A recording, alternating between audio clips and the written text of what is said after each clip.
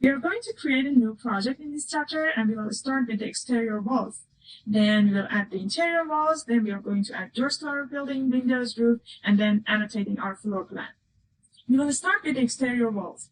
First, let's create a new project with a commercial template. So, create a new project and use Browse key to use commercial default. And then just hit OK. Now we want to create some walls. Okay, from the architecture tab, in the architecture tab, in build panel, you can see that we have the wall tool here. As you hit the wall, you can see that this green window just pops up. This is the contextual modify tab. So what is contextual tab? Well, this tab displays tools that relate to the button clicked on. So if you click on wall, for example, here you can see all the tools you can use to modify the wall. And if you hit escape button on the keyboard, it will be gone. Because you actually deselected the wall tool by hitting escape button. So again, it is called this window and this panel. It is called contextual tab because it is related to the context of the tool which was selected. You can see that options bar and properties palette have changed as well, and we will modify these later. One thing about option bar here is that it changes based on the specific tool we have selected. So if you choose wall, then you can see options related to wall here. If you select the stair, you would see options related to the stair. So now with the wall selected, here we can control the height of the wall, whether we want it to be connected or not connected, location line, and some other options that we will talk about more later on. Now let's move to the next window, which is Properties palette, this one. Properties palette is again dependent of the specific tool we select and changes based on that. So if we select, for example, the wall, the options here are different from the time, for example, when we select a window. The first drop-down menu here is the type selector. Just make sure to memorize it because we are going to use this word a lot, okay? So if you select the wall tool inside the type selector menu, you will find all the different types of walls. These are all preset walls inside the file. So in order to use them, you just need to select one. We have various exterior walls, interior walls, and different options. So for now, just let's pick one and create a wall with that. For now, let's pick the exterior brick on CMU wall. As soon as you select the wall, you can see that the modified tab will pop on and you can draw the wall. So here you can find different drawing options that Revit provides. The first option, which is the default one, is the straight line. If you choose it, then you will be able to draw walls by drawing straight lines. Let me choose it. And then if you draw the walls, you can see that this is actually just a straight line. And you can see the snaps are active.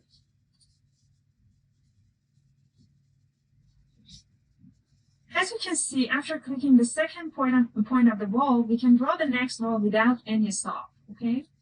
So just continuously, and that really makes drawing the walls very easy. And why is that? And that is only because we have this option checked here, the chain option in the option bar. Now to get out of the wall command, you just need to hit escape key twice or click on the modify button here. If you hit escape once, let me show you, you still will be in command and you will be still able to draw walls. So you need to hit it twice. And you can see that the modify button will be selected automatically. And that is because if you are in a command, you are drawing or doing something. But if you are not in a command, then you probably want to modify something. Now let's see what will happen if I do not check the chain option. So click on the wall, uncheck the chain, and then just draw the wall. This way, I will be able to draw a single wall. until you hit either the escape key twice or the modify tool, you are still in the ball command. In the command, actually, you select it and you can continue drawing balls. So you just need to click and click again. Now we want to delete what we just draw. Click on modify tool. And in the status bar here, you can see different options and information about selecting or deselecting an object. So click to select, tab for alternates, control to add, shift to unselect. When something is selected, let me show you here. It is in blue color. So blue means selected. Now, if you want to deselect a part of your selection, you just need to hold the shift key and select the part that you don't want to be selected. So make sure to always follow the status bar. That could be very helpful. And then just for deleting the balls, you just need to hit delete on your keyboard. And that's done. Now this time, let's use another drawing option. So select the ball. And this time use this rectangular option. This one is much more efficient. You just need to click first to draw the first corner and second to draw another corner. While drawing, do not worry about the size and dimensions because you can modify and adjust them easily later on. The other options for drawing a wall are, for example, this circle one that you can use to draw a curved wall. The circle consists of actually two arcs. So if you want to only have half of the circle, you can delete the other half. So you can just delete this part. Now you may want to pause the video and play with the rest of drawing options over here in the wall. Okay, next I want you to draw your walls again. And just make sure that your drawings are located within this area between the elevation marks. So from this corner to this corner. Now we're going to talk about the detail level. If you select your wall, you just draw. In the type selector menu here, you can see that this wall consists of multiple layers, but what we can see right now, if you zoom in, is just a one layer wall with no detail at all. So, as you should know, we have the ability to change the detail level of our view in Revit. Here at the bottom, you can see that it is set to coarse right now, and you can change it to, for example, medium or fine if you want to see more details. So, as you can see, we are able to see more details right now. And next, if you change the visual style to shaded, for example, you are able to see that we have a brick and insulation layer here. Next, we want to talk about an option in the options bar, and for that, I need to explain how a wall looks like in Revit. So, when we want to draw a wall here in Revit, we have an option here which is called location line. And we have different options here, which are wall center line, core center line, finish face exterior, finish face interior, core face exterior, and core face interiors. And now, what do they mean exactly? Well, here is an illustration of a wall, just a random wall in Revit. Okay, here is the exterior side of the wall, here is the interior side of the wall, and this part is called the core. Okay, so this gray area here in the slide shows the overall thickness of the wall. This black dashed line just at the center is the wall center line. So if, for example, if a wall is 12-inch thick, then the wall center line is located exactly at the center of the wall, which is 6 inch. And again, this is the exterior side of the wall, and this is the interior side of the wall. So in the options bar, the options in the location line which are related to the wall, and we can see them here, are wall center line, finish face exterior, and finish face interior. In this slide, this red area shows the core of the ball, okay? So this is actually the main structure of the ball, and it may or may not be off-center of the ball. Right now, it is slightly toward the inner side of the ball. This red dashed line at the center is called core center line, and it is the center of the core. So in the options bar, the options in location line, which are related to core, and we can see them here, are core center line, core face exterior, and core face interior. Now let's go back to Revit and see why knowing these are important. When you want to start drawing a wall, so here, what you have selected here in the location line is where your cursor is attached to the wall, and you start drawing from that point.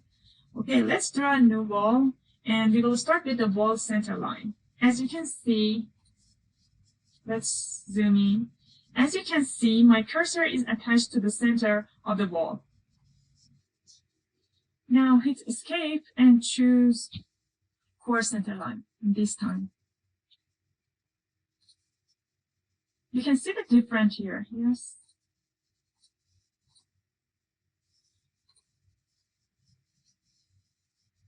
Well, this part is the core of our wall, and as you can see, this dash line shows the core center line. We can also use the other options like finish face exterior or finish face interior.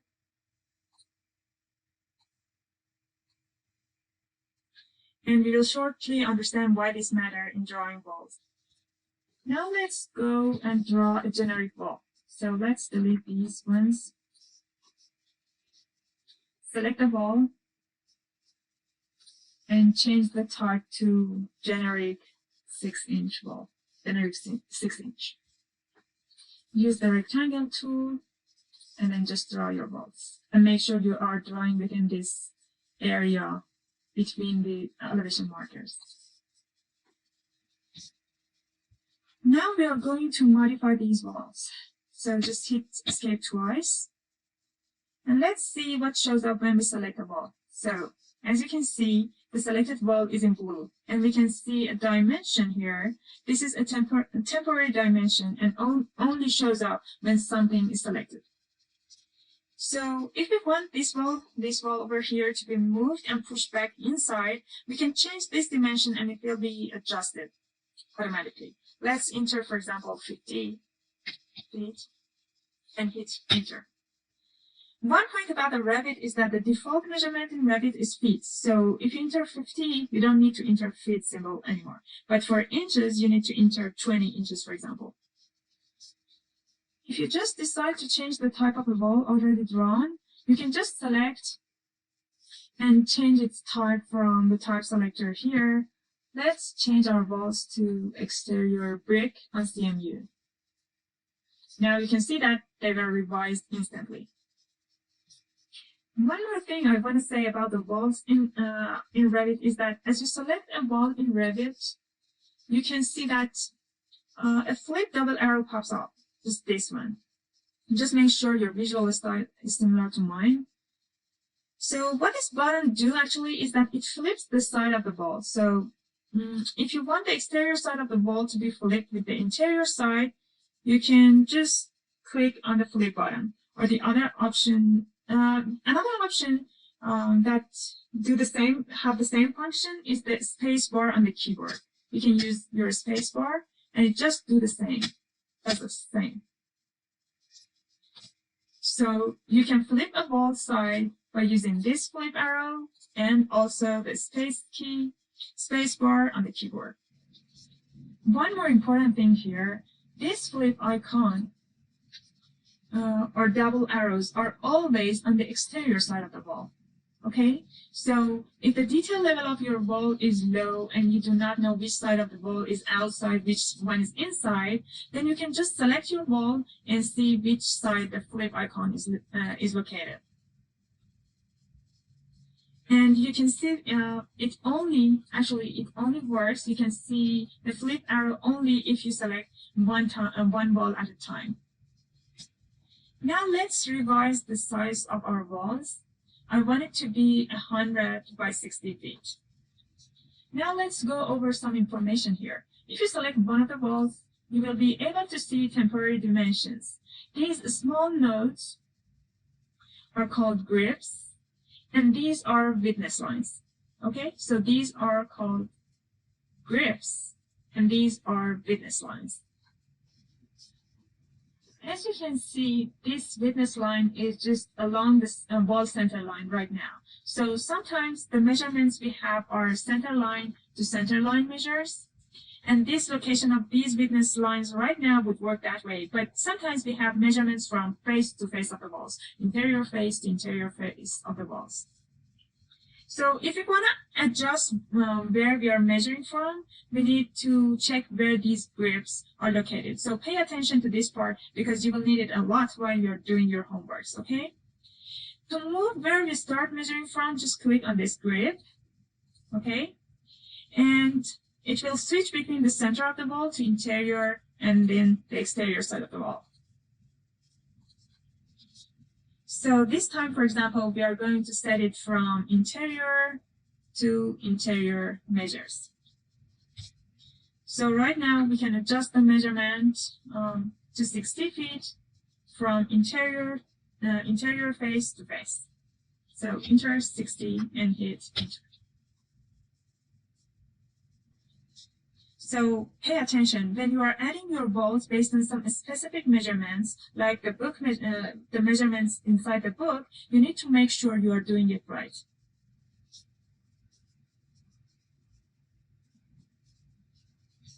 Let's change it to 100, and we want this one to be 60.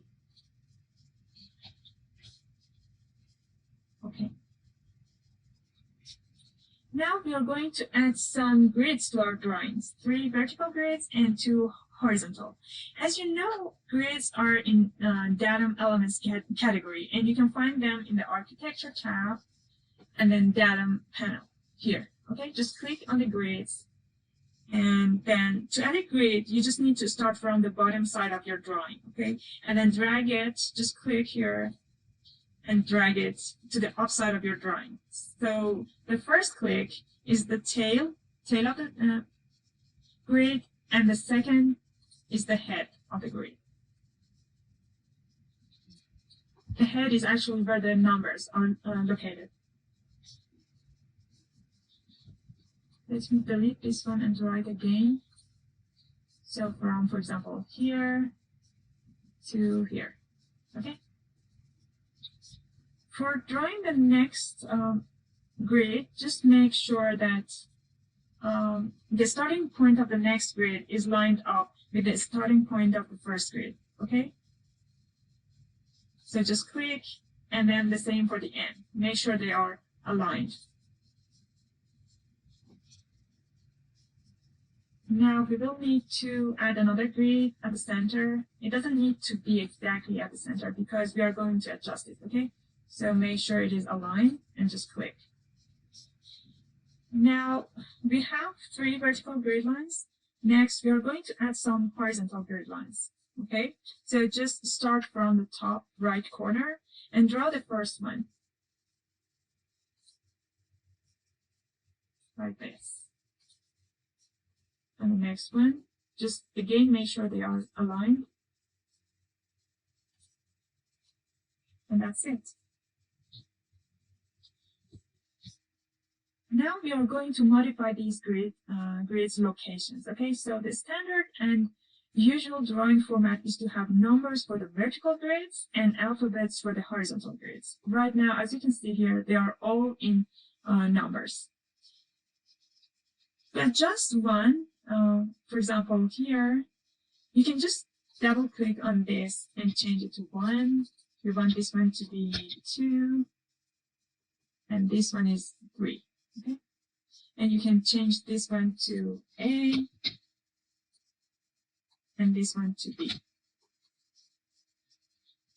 Now, if you Now, if you just add another grid, Revit will recognize it automatically, and it will name it.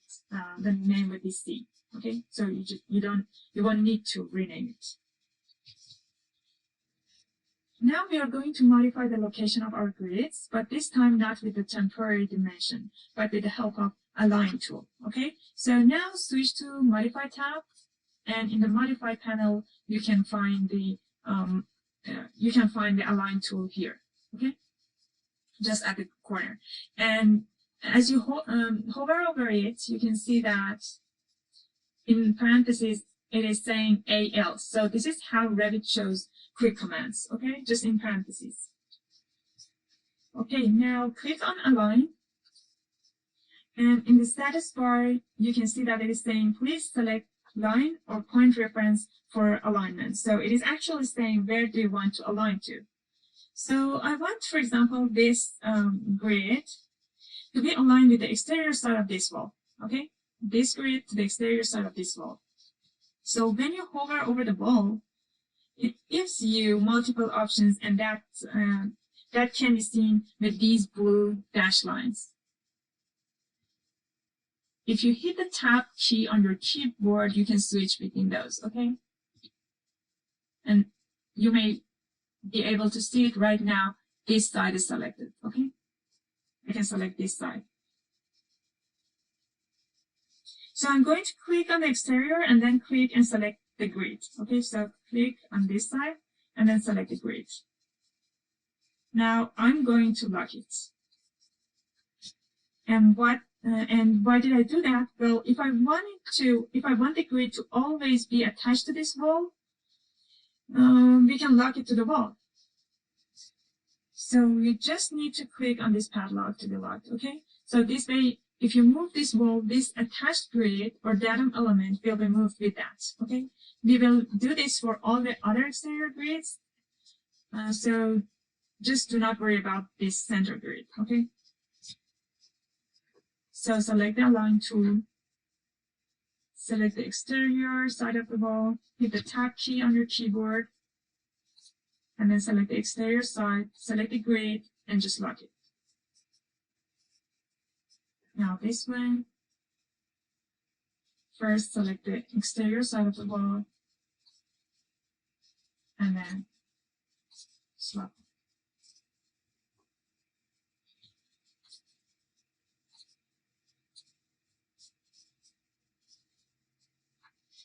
So one point that we have mentioned about the Align is that when you select Align tool, you first need to pick the place you want to end up and then pick the object that you want to move.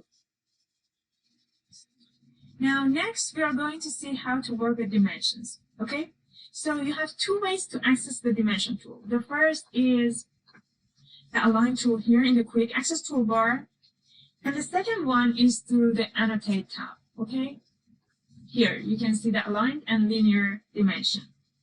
So we have both linear and aligned dimensions. Aligned can be aligned with the walls in any angle, but the linear one can only work for the vertical and horizontal objects. Now we are going to use Align. So just click on it, go to Annotate and click on Align. As you click, you can see that the properties palette has changed, and from the type selector menu, you can change how the dimension appears. You just leave it the way it is. So you just need to click on the first grid, and second click, and the last one. And then you are able to move it up and down. And just to fix it, you need to click on this line, on any point of it. So I'll just click here. And that's it. You can see the dimensions here. Now we want to move this central grid to be located exactly at the center of the distance between these two exterior walls. With Revit, actually, you don't need to do any math for this. And you can just click on the, well, let me select this. You just need to click on the EQ button here. Okay? And that's done. And since these two are locked, these two grids are locked to these walls, it only adjusts adjust this middle grid line. So if one of these were not locked, it might use the other grid to adjust the equality. So in your homework assignment, make sure that they are locked to walls, okay? These two, it's so important that these two will be locked to walls. And if you want to turn the EQ off, you can do it by just clicking on it again.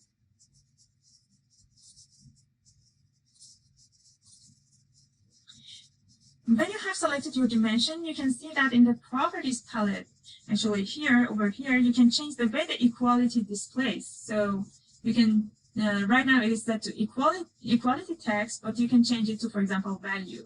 And when you apply it, you can see the actual values of the dimensions. Now let's add another dimension. Well, here, go to annotate, and then align. Click here, and the second click will be on the last grid, okay? So just click here. You want to have an overall dimension of this side of the building, okay? Just click here. Now, what if we decide to change these dimensions? Or actually, I should say, what if we decide to move the walls? Well, the thing we did before was to adjust the temporary dimensions, but right now we are not dealing with the temporary dimensions. If you double click on this dimension, you can see that this window pops up and it will not allow you to just change it, okay? So right now we want to move this right grid.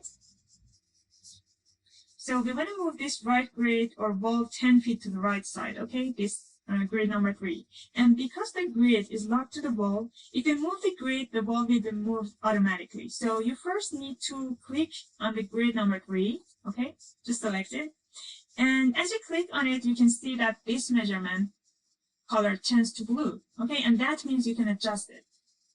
Okay, so you can click on it and just enter, for example, 110. And hit enter. Just make sure these two, just click on here and make sure that these two are unlocked. Okay, these two EQ measures are unlocked, because if they are locked, you will not be able to change them. One important note here, just make sure to select the grid line, not the wall, okay? Because the walls are locked to the grid line. So what you want to change is the location of the grid. Okay, so in doing your assignments, in your homework, when you want to move a wall, select the grid line, which is locked to it, okay, not the wall itself. So next, we'll go over the interior walls. For that, you need to go to Architecture tab, and then click on the wall, and here from the Type selector, just select an interior wall. For now, we will use the interior 4 and 7/8 inch partition, okay, just select it. The option bar actually looks the same as before. You need to do the exact options the book wants you to do, okay? So make sure to go along the book for doing this homework. Just click and add your interior wall wherever you want, okay?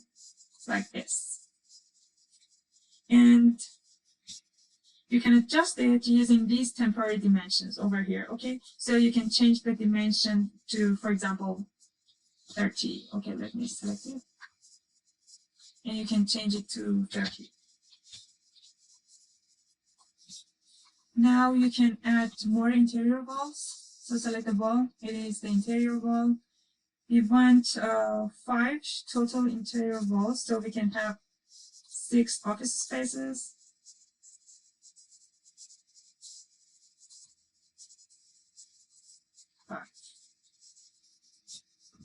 Now, if you zoom in on the wall intersections, you can see that they are cleaned up and look pretty good. So now we want all of these offices to look nice and be of the same size, okay? Now go and select the align dimension from the top, okay? And we will start from here. Now at the start, we want the measurement to be from the inside of the wall. So if you keep your cursor over the wall, you again are able to see this dash line and use the tab key on your keyboard just to select this side of the wall, okay? And then the next The other option you have here is to choose the wall face here, but let's keep it the way we just did it, okay? Just by using the tab key. And then select the wall center line here, center line, next, and again here, we need to switch between these different tab key. Just click here. And you need a second click, and that's done. If you had any issue while drawing the dimension with seeing this dash line, okay, because of the thickness of your walls, you may come at the top here and check this thin line, okay? You can just switch it on and off, and you can see that it shows and just removes this thickness of the wall, okay? Let me turn it off. Okay. Okay, let me select this dimension here. And as you can see, the EQ button showed up here again. And you can just, if you want all of these offices to be of the same size, you can just click on it.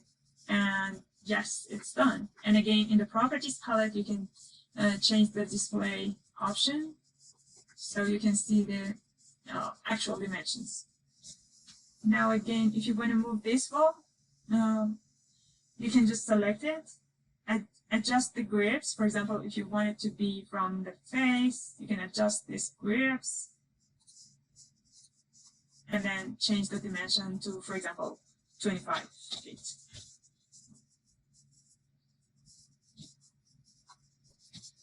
So the next thing we are going to work on is doors, which are very easy to work with, okay? So select the door from the architecture tab, select the door from here, and here in the type selector, we can just see the different doors with different sizes. So we will choose the 36 by 84 and just click on it. And I'm going to turn off this. Okay, it's actually turned off. So you just need to follow along the book and do whatever the book is saying. So we are going to actually insert the door. Okay, so you can see that when I hover over the wall, the door shows up, and you can see the temporary dimensions as well. You do not need to worry about the exact location of the door, so you can adjust it later on. Just one more thing is that when you just bring your cursor here, you can see this circle showing here with the line over it, and that shows that you are not able to draw a wall here. And why is that? And the reason is that the wall needs is just a component that needs a host element, okay? And the wall could be a host element for the door, okay? So when you go over it, you can just draw the wall. And when you use the space bar on your keyboard, you can just change the swing of the door, okay? So just click here, and the wall is created, okay? Now, if you zoom in, you can see that we have different options here. So you can adjust the dimension from the wall to the center of the door. We can adjust it to, for example, 3 feet. And if you hit escape and you are out of the command, to modify the door, you just need to click on it. And then you can adjust these grips as, again. So you can adjust it to the back of the door and to the face of the wall and change it, for example, to 1 feet. You can also use these flip buttons to just flip the swing like the space bar, but this time after locating the door, okay? You can create the door and adjust it each time you want to have a door, but an easier way is to sometimes use, for example, the mirror tool, okay? So instead of creating this door multiple times and adjusting it, we are going to use the mirror tool. Okay, so select your door and in the contextual modify tab here, you can select the mirror and then pick the center line of the wall, and it was just mirrored. Well, another option is copy. So you need to select your doors and hold the control to select multiple elements, okay? And then from here, you can select copy. You can also use Control C and Control V keys of your keyboard, but it's better to use this icon over here. And then you need to select the baseline. So you can, for example, select this corner and then just click here. And they just made copies. There's another option that you can choose while you are copying. So copy your doors, select your doors, select copy, and then check this multiple option here in the options bar. And now we are able to make multiple copies of what we have selected, okay? So click on here, click here, and we still are able to make copies, okay? And just hit escape, and you're done. The last thing we're going to cover today is how to tag the doors. Remember, well, actually, okay. Now you need to go, in order to do that, you need to go to Annotate tab. And then from here, the tag panel, just select tag all, okay? And from here, select and check door tags and just click OK. And as you can see, all of our doors are tagged right now, okay? And if you want to change if you want